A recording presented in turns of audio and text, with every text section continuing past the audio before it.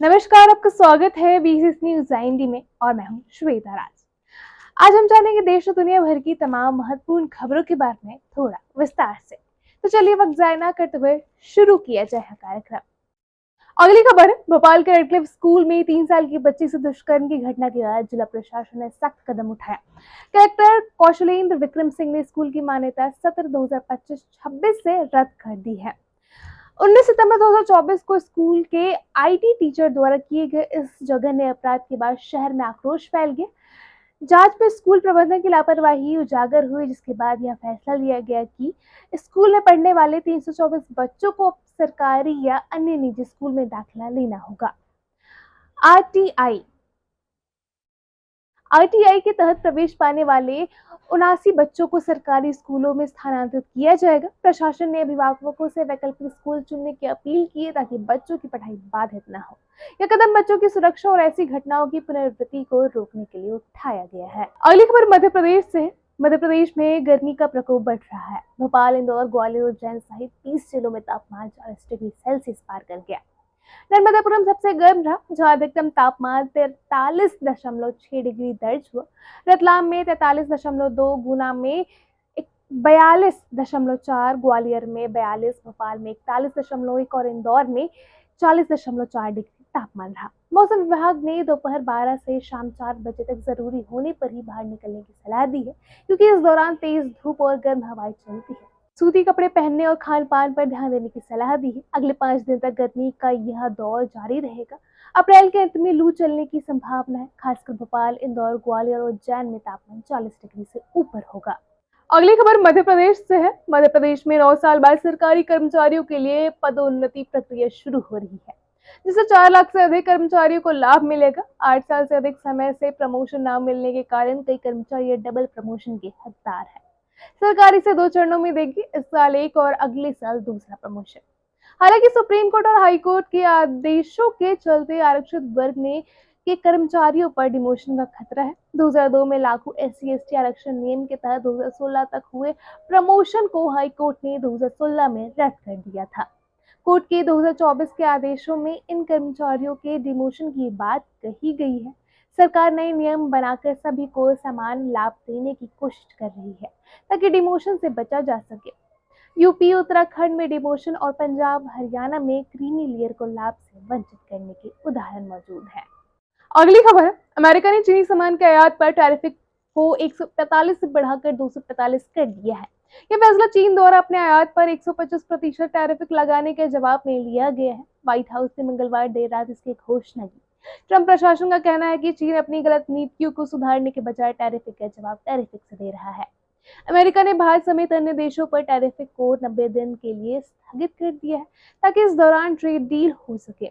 भारत और अमेरिका के बीच back channel बातचीत शुरू हो चुकी है और मई से इस पर बैठक हो सकती है। व्हाइट हाउस के अनुसार 75 देशों ने ट्रेड डील के लिए संपर्क किया है। इस स्थगन से भारत में शेयर बाजार में तेजी देखी जा रही है। अमेरिका का कहना है कि वह कम टैक्स लगाता है, जबकि चीन और अन्य देश उसके निर्यात पर भारी टैक्स वसूलते हैं। अगली खबर है, भारत ने अफ्रीकी देशों में अपने प्रभाव को बढ़ाने के लिए इतिहास का सबसे बड़ा नौसैनिक युद्ध अभ्यास शुरू किया है। तंजानिया की सह मेजबानी में 6 दिन के इस अभ्यास में केन्या, मेडागास्कर, दक्षिण अफ्रीका, मॉरिशस सहित 8 देश शामिल हैं। इसका उद्देश्य हिंद महासागर में भारत की उपस्थिति मजबूत करना और अफ्रीकी महाद्वीप में चीन के बढ़ते सैन्य व व्यापारिक प्रभाव का मुकाबला करना है। चीन की जिबूती में सैन्य अड्डा और belt and road initiative Africa में उसकी मजबूत स्थिति दर्शाता है।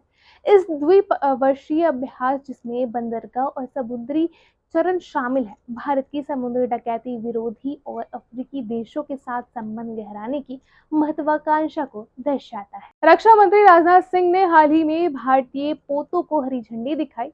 यह अभ्यास भारत की मल्टी अलायंस नीति का हिस्सा हो सकता है, जो क्वाड के साथ मिलकर इंडो पैसिफिक और अफ्रीका में चीन के प्रभाव को संतुलित करने का प्रयास कर सकता है। अगली खबर है, सऊदी अरब ने हज 2025 की तैयारी शुरू कर दी है और नए दिशा निर्देश जारी किए हैं। गृह मंत्रालय ने उम्रा और हज के लिए नए नियम तय किए हैं। उम्रा करने वालों को 13 अप्रैल तक सऊदी अरब में प्रवेश और 29 अप्रैल तक वापसी करनी होगी। 23 अप्रैल में मक्का में प्रवेश के लिए सख्त नियम लागू होंगे, जिसमें हज परमिट, मक्का का पहचान पत्र या कार्य परमिट अनिवार्य होगा। बिना परमिट के प्रवेश पर रोक और वापसी का प्रावधान है। विदेशी नागरिकों, पर्यटकों और अन्य क्षेत्रों से आने वाले को भी परमिट लेना होगा। मंत्रालय का कहना है कि ये नियम हज यात्रा की सुरक्षित और व्यवस्थित बनाने के लिए है। 29 अप्रैल के बाद बिना हज वीजा के मक्का में रहना या प्रवेश की अनुमति नहीं होगी। परमिट के लिए ऑनलाइन आवेदन करना होगा, अन्यथा चेक पॉइंट पर वापस भेजा जाएगा। अगली खबर है, प्रधानमंत्री नरेंद्र मोदी ने हरियाणा के यमुनागढ़ में 800 मेगावाट के थर्मल पावर पॉइंट और कंप्रेस्ड बायोगैस प्लांट का शिलान्यास किया। उन्होंने कांग्रेस पर निशाना साधते हुए कहा कि उनका मॉडल विफल है, जबकि भाजपा का मॉडल सत्य और विकास पर आधारित है। मोदी ने हरियाणा की संस्कृति, विरासत और औद्योगिक महत्व को रेखांकित किया, विशेष रूप से प्लाईवुड, पीतल और स्टील उद्योगों का। उन्होंने बाबा साहब अम्बेडकर की 135वीं जयंती पर उनके विजन को याद किया, जो उद्योगों को सामाजिक न्याय से जोड़ता है। पीएम ने बिजली उत्पादन में भारत की प्रगति, पीएम सूर्य घर योजना और हरियाणा के 24,000 मेगावाट बिजली उत्पादन लक्ष्य पर जोर दिया। उन्होंने किसानों के लिए एमएसपी, फसल बीमा और पीएम किसान सम्मान निधि जैसी योजनाओं का उल्लेख किया। मोदी ने कांग्रेस शासित राज्यों में भ्रष्टाचार और कुप्रबंधों की आलोचना की, साथ ही जालियांवाला बाग हत्याकांड के विरोध में शंकरन नैयर के साहस को याद किया। अगली खबर है, पद्म पुरस्कार 2026 के लिए नामांकन प्रक्रिया शुरू हो गई है, जिसकी अंतिम तिथि 31 जुलाई 2025 है। नामांकन केवल राष्ट्रीय पुरस्कार पोर्टल awards.gov.in पर ऑनलाइन स्वीकार किए जाएंगे। नामांकन के लिए पोर्टल पर पद्म पुरस्कार 2026 चुनकर पुरस्कार श्रेणी, उत्कृष्टता का क्षेत्र और व्यक्ति का विवरण दर्ज करना होगा। स्वयं या किसी अन्य को नामांकित करने का विकल्प है। मरणोपरांत नामांकन के लिए मृत्यु का वर्ष बताना होगा। पूर्व पुरस्कारों का विवरण, फोटोग्राफ और सहायक दस्तावेज अपलोड करने होंगे।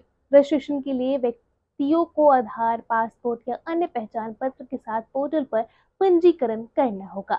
संगठन के लिए भी सामान्य प्रक्रिया है, जिसमें संस्था का प्रकार और अधिकृत व्यक्ति का विवरण देना होगा। अगली खबर है, सुप्रीम कोर्ट ने वक्फ कानून पर सुनवाई के दौरान वरिष्ठ अधिवक्ताओं ने दलील पेश की।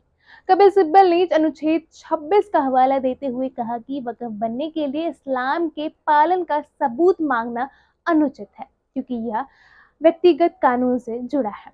सीजीआई ने स्पष्ट किया कि अनुच्छेद 26 धर्मनिरपेक्ष है और सभी समुदायों पर लागू होता है। अभिषेक मनु सिंघवी ने बताया कि देश में 8 लाख वक्फ संपत्तियां हैं, जिनमें 4 लाख से अधिक वक्फ बाय यूजर हैं और संशोधन वक्फ अधिनियम से इन पर खतरा है।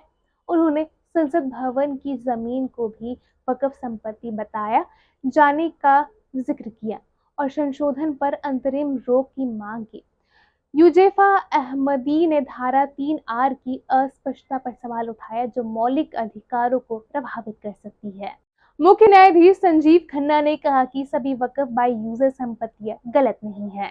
अगली खबर है, उपराष्ट्रपति जगदीप धनखड़ ने सुप्रीम कोर्ट की उस टिप्पणी पर चिंता जताई, जिसमें राष्ट्रपति को 3 महीने से लंबित विधायकों पर फैसला लेने की सलाह दी गई थी। धनखड़ ने कहा कि भारत ने ऐसे लोकतंत्र की कल्पना नहीं है जहां न्यायाधीश कानून बनाए, कार्यपालिका का काम करे और सुपर संसद की तरह व्यवहार करे।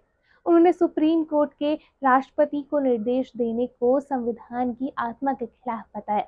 धनखड़ ने अनुच्छेद 142 के दुरुपयोग और न्यायपालिका की जवाबदेही की कमी पर सवाल उठाया। उन्होंने एक जज के आवास पर हुई घटना और उसकी देरी की जांच की भी चिंता जताई। पूछा कि क्या न्यायाधीशों को कानून से छूट है। उन्होंने कहा कि राष्ट्रपति का पद सर्वोच्च है और संविधान की व्याख्या का अधिकार केवल 5 या अधिक न्यायाधीशों की पीठ को है। धनखड़ ने लोकतांत्रिक प्रक्रिया के उल्लंघन पर गहरी चिंता व्यक्त की। तो यही थे आज के मुख्य समाचार। हम आपको हर बड़ी खबरों से अपडेट रखते रहेंगे। हमारे साथ जुड़े रहिए और पूरी जानकारी के लिए देखते रहिए BCS न्यूज IND। मैं हूं श्वेता राज, अब आपसे विदा लेती हूँ। अगली बार फिर मिलेंगे, तब तक के लिए नमस्कार।